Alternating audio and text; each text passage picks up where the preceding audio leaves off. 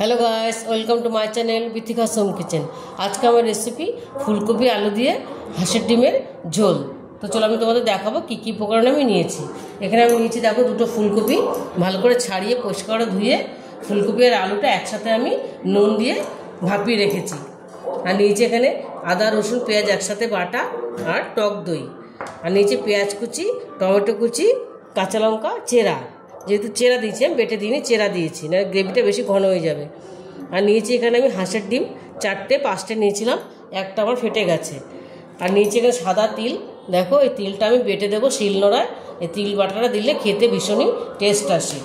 আর এখানে যে ফোড়নের জন্য আমি নিয়েছি একটা তেজপাতা, একটা শুকনো লঙ্কা, গোটা সাদা জিরে।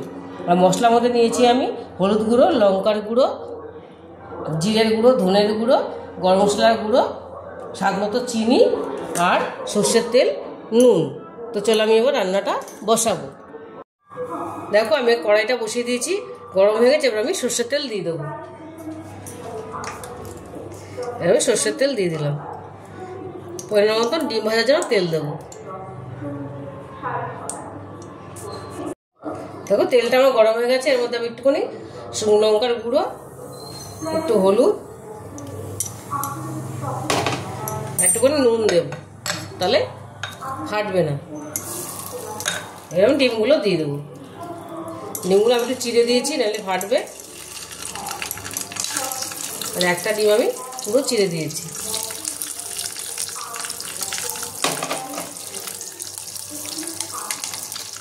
এবার এটা আমি একটু হালকা লাল করে ভেজে নেবো, বেশি ভাজবো না, হালকা লাল করে ভাজবো। এরকম চিড়ে দিলে ডিমটা খেতে খুব ভালো লাগে।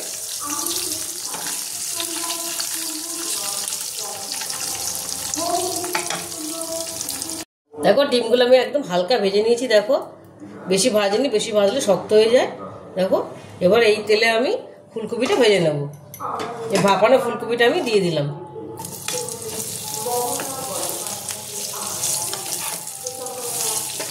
এটা হালকা করে আমি ভেজে নেব।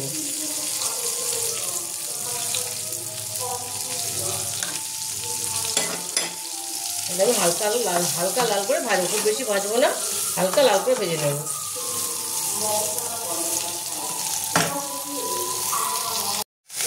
ফুলকপিটা আমার হালকা লাল ভাজা হয়ে গেছে। এবারে ফুলকপিটা তুলে নেব, তুলে আমি এবারে আলুটা ভাজবো। দেখো এখানে আমি ফুলকপি, আলু, ডিম একসাথে সব রেখে দিয়েছি ভাজা।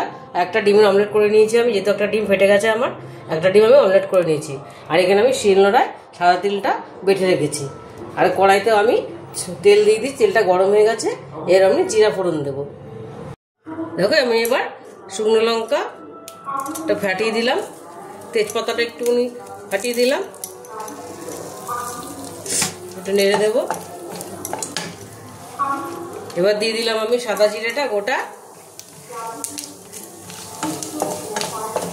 এই ডিমের ঝোলটা ভীষণই ভালো লাগে খেতে, তোমরা করবে, বাড়িতে বানিয়ে দেখবে, দেখবে ভীষণই ভালো হয়। এবার দেবো পেঁয়াজ কুচিটা।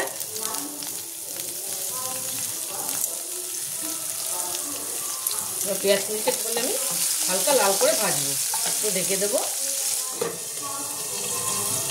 দেখো পেঁয়াজটা আমার লাল লাল ভাজা হয়ে গেছে। এবার আমি সব দিয়ে দেবো মশলাগুলো, টমেটো কুচিটা, লঙ্কা চেরাটা সব দিয়ে দিলাম। এবার দিয়ে দেবো আমি এই পেঁয়াজ বাটা, আদা বাটা, রসুন বাটা, টক দইটা আর তিল বাটাটা দিয়ে দিয়েছি বলতে আমি। এটা আমি নেড়ে দেবো, একটু জল দিয়ে দেবো বলতে আমি। এর মধ্যে একটু জল দিয়ে দিলাম। দিয়ে দেবো নুন, পরিমাণ মতো নুন দেবো, যেহেতু ভাজাগুলো সব নুন আছে। এবার এটা আমি ভালো করে কষে নেব।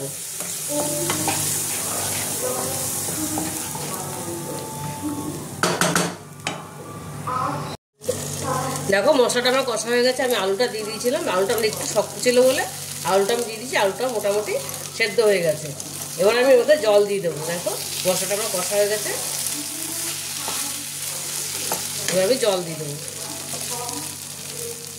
এবার পরিমাণ মতন জল দিয়ে দিলাম, বেশি দেবো না, যেহেতু সব সেদ্ধ করা আছে, এজন্য অল্প করেই দেবো। এবার আমি ফুলকপিগুলো দিয়ে দেবো। এবার আমি ফুলকপিগুলো দিয়ে দিলাম। দেখো দেখো আমি ফুলকপিগুলো দিয়ে দিয়েছি, এবার জলটাও দিয়ে দিয়েছি আমি। দেখো পরিমাণ মতন জল দিয়ে দিলাম। এবার আমি একটুখানি এটা ফুটলে আমি ডিমগুলো দেবো। দেখে ডিমের ঝোলটা আমার মোটামুটি ফুটে গেছে, ফুলকপিগুলো মোটামুটি সেদ্ধ হয়ে গেছে। এবার আমি ডিমগুলো দিয়ে দেবো। এরকমই এই ডিমগুলো দিয়ে দিলাম।